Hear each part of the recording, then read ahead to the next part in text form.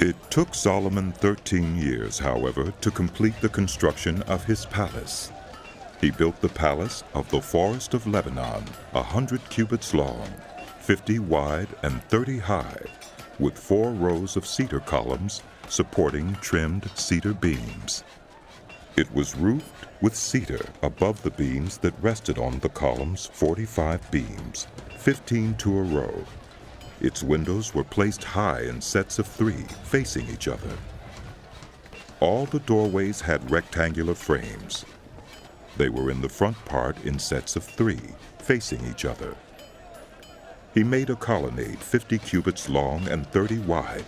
In front of it was a portico, and in front of that were pillars and an overhanging roof.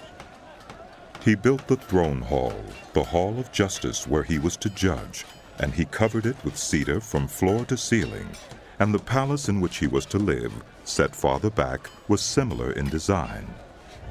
Solomon also made a palace like this hall for Pharaoh's daughter, whom he had married. All these structures, from the outside to the great courtyard, and from foundation to eaves, were made of blocks of high-grade stone, cut to size and smoothed on their inner and outer faces. The foundations were laid with large stones of good quality, some measuring 10 cubits and some 8. Above were high-grade stones cut to size and cedar beams. The great courtyard was surrounded by a wall of 3 courses of dressed stone and 1 course of trimmed cedar beams, as was the inner courtyard of the temple of the Lord with its portico.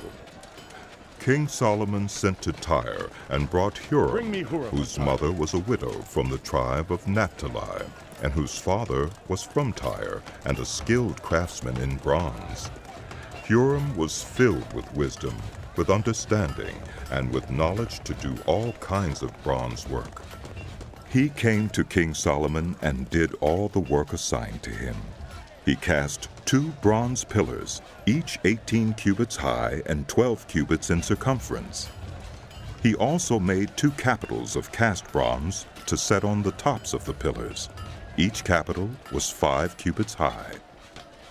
A network of interwoven chains adorned the capitals on top of the pillars, 7 for each capital. He made pomegranates in 2 rows, encircling each network to decorate the capitals on top of the pillars. He did the same for each capital. The capitals on top of the pillars in the portico were in the shape of lilies, 4 cubits high. On the capitals of both pillars, above the bowl-shaped part, next to the network, were the 200 pomegranates in rows all around. He erected the pillars at the portico of the temple. The pillar to the south he named Jachin, and the one to the north, Boaz. The capitals on top were in the shape of lilies. And so the work on the pillars was completed. He made the sea of cast metal, circular in shape, measuring 10 cubits from rim to rim, and 5 cubits high. It took a line of 30 cubits to measure around it. Below the rim, gourds encircled it, 10 to a cubit. The gourds were cast in 2 rows in one piece with the sea. The sea stood on 12 bulls, 3 facing north, 3 facing west, 3 facing south, and 3 facing east. The sea rested on top of them, and their hindquarters were toward the center. It was a handbreadth in thickness, and its rim was like the rim of a cup. Like a lily blossom, it held 2,000 baths. He also made 10 movable stands of bronze. Each was 4 cubits long, 4 wide, and 3 high. This is how the stands were made. They had side panels attached to uprights. On the panels between the uprights were lions, bulls, and cherubim, and on the uprights as well. Above and below the lions and bulls were wreaths of hammered work. Each stand had 4 bronze wheels with bronze axles, and each had a basin resting on 4 supports, cast with wreaths on each side. On the inside of the stand there was an opening that had a circular frame 1 cubit deep. This opening was round, and with its basework it measured 1.5 cubits. Around its opening there was engraving. The panels of the stands were square, not round. The 4 wheels were under the panels, and the axles of the wheels were attached to the stand. The diameter of each wheel was 1.5 cubits. The wheels were made like chariot wheels. The axles, rims, spokes, and hubs were all of cast metal. Each stand had 4 handles, one on each corner, projecting from the stand. At the top of the stand there was a circular band 1/2 cubit deep. The supports and panels were attached to the top of the stand. He engraved cherubim, lions, and palm trees on the surfaces of the supports and on the panels in every available space, with wreaths all around. This is the way he made the 10 stands.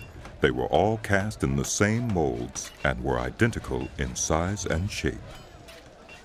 He then made 10 bronze basins, each holding 40 baths and measuring 4 cubits across, 1 basin to go on each of the 10 stands. He placed 5 of the stands on the south side of the temple and 5 on the north. He placed the sea on the south side, at the southeast corner of the temple. He also made the pots and shovels and sprinkling bowls. So Huram finished all the work he had undertaken for King Solomon in the temple of the Lord. The 2 pillars, the 2 bowl-shaped capitals on top of the pillars, the 2 sets of network decorating the 2 bowl-shaped capitals on top of the pillars, the 400 pomegranates for the 2 sets of network, 2 rows of pomegranates for each network decorating the bowl-shaped capitals on top of the pillars, the 10 stands with their 10 basins, the sea and the 12 bulls under it, the pots, shovels, and sprinkling bowls. All these objects that Huram made for King Solomon for the temple of the Lord were of burnished bronze. The king had them cast in clay molds in the plain of the Jordan between Succoth and Zarethan. Solomon left all these things unweighed because there were so many. The weight of the bronze was not determined. Solomon also made all the furnishings that were in the Lord's temple: the golden altar, the golden table on which was the bread of the presence, the lampstands of pure gold, 5 on the right and 5 on the left in front of the inner sanctuary, the gold floral work and lamps and tongs, the pure gold basins, wick trimmers, sprinkling bowls, dishes, and censers, and the gold sockets for the doors of the innermost room, the most holy place, and also for the doors of the main hall of the temple.